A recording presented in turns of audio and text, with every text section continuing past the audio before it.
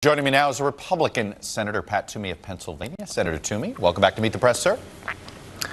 Good morning, Chuck. Thanks for having me. Happy to have you here. Let me start with the Roy Moore situation. Is it worse if Roy Moore loses or wins for Senate Republicans? I don't know, Chuck, but I don't know how this is going to turn out. This is just a terrible situation. Nearly 40-year-old allegation. We'll probably never know for sure exactly what happened. But from my point of view, I have to say I think the accusations have more credibility than the denial. I think it would be best if Roy would just step aside. He's not going to. It doesn't appear right now he's going to step aside. So I guess the question is, what does the party do? Do you run a write-in, or do you try to ensure that he doesn't win? I think a write-in is something we should certainly explore. I think Luther Strange would be a strong candidate for a write-in, but a write-in is very difficult, let's face it. So there's no easy solution to this. I think we should consider a write-in. If he does win, should the United States Senate seat Roy Moore? Yeah, we'll wrestle with that if and when the time comes. There's a lot that has to happen before that, Chuck. So you're not ruling out the idea that you wouldn't want to have him seated as a senator?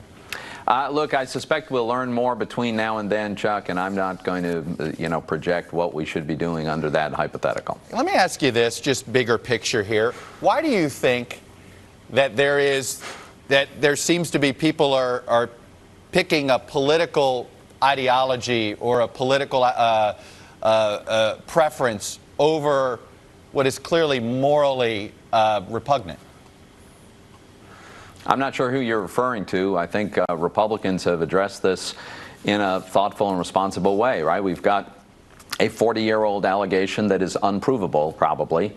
And despite that, many of us are suggesting that the preponderance of the evidence seems to support the accuser, and therefore many of us, I'll speak for myself, would prefer for Roy to step aside. I think that's a responsible way to approach this. Why does it, you've said 40-year-old accusation twice. Why does that matter? It matters because it just raises a question about the credibility. Look, I've said I don't find the denial terribly credible, but right. When someone waits 40 years before they make an accusation, that raises a question itself. So it's probably not knowable, but there seems to be enough there that it's very disturbing. Let me move on quickly to something that the president said overseas having to do with Vladimir Putin. He seemed to take the word of Vladimir Putin, a former KGB agent, over the intelligence agencies. He said this, he said he didn't meddle, he said he didn't meddle. I asked him again, you can only ask him so many times, but I just asked him again. He said absolutely did not meddle in our election. Why do you think the president wants to take Vladimir Putin's words over the words of former CIA directors just because they happen to work for a Democrat? Chuck, I don't spend a lot of time trying to evaluate and analyze why the president comes to the conclusions he comes to. In my view, I think it's clear that President Putin orchestrated an effort to meddle and disrupt our elections. I think he does that routinely in Western democracies. I think he has a variety of reasons for doing it. I don't think there's anything at all that we can trust that comes out of Putin's mouth. I think he's a dangerous man and a thug.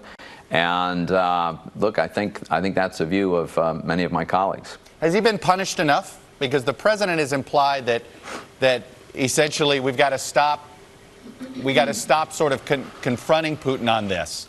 Do you think he's been punished enough, or the Russian government's been punished enough by the United States? So my answer is no, and I think you've seen that the Senate has responded. For instance, our insistence on tougher sanctions against Russia and a congressional review mechanism attached to those sanctions to make it a little more difficult for this president or any president to unilaterally lift those sanctions. No, I think we have to raise the cost to Putin for the outrageous behavior he's committed. All right, let me turn to the tax bill. And I want to address the issue of the debt first, because this has been an issue of concern of yours throughout your tenure in the United States Senate. Let me play some of the things you've said about the national debt before. Here it is.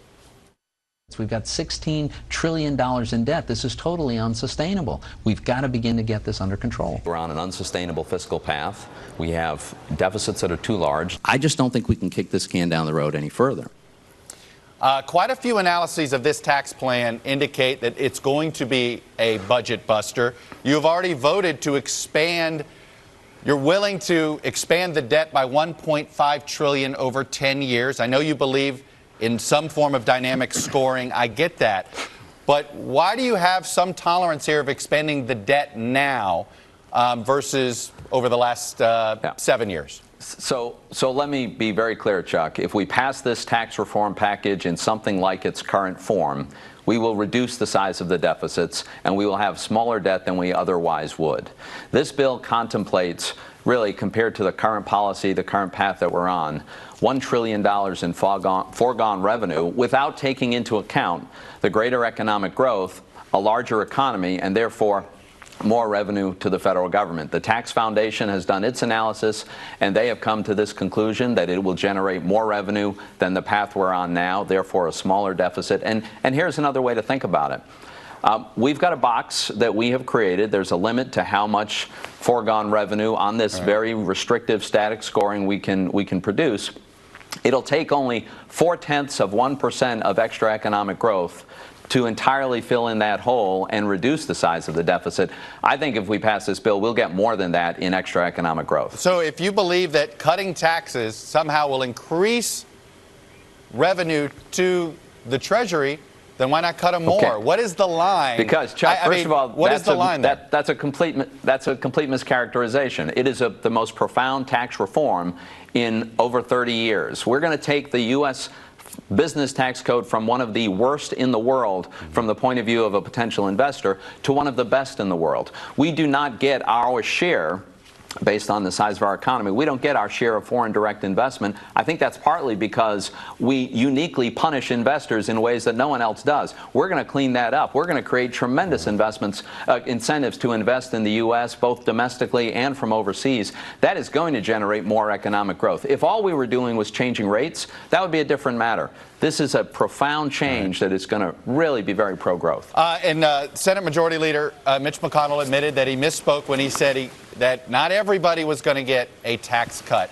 What do you tell, and it's particularly in I'll say the suburbs of Philadelphia, a lot of upper middle class folks may not actually see a tax cut because of the way some of the deductions go away. What do you tell those folks who think, wait a minute, I'm not going to get a tax cut?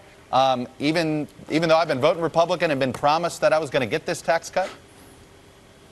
The vast majority of people are going to get a tax cut.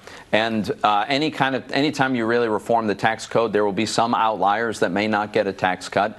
In this reform, any such outliers are likely to be pretty high-income folks who also tend to have significant investment portfolios. Take a look at where the stock market is, in part because of the anticipation of this tax reform. So those folks are benefiting in many ways. Most will get a tax cut, but there might be a few outliers. They will benefit in a lot of ways from a stronger economy. All right, Senator Toomey from Pennsylvania. I got to leave it there. Sir, thanks for coming on and sharing your views. I appreciate it. Thanks for having me, Chuck. You got it. Well, join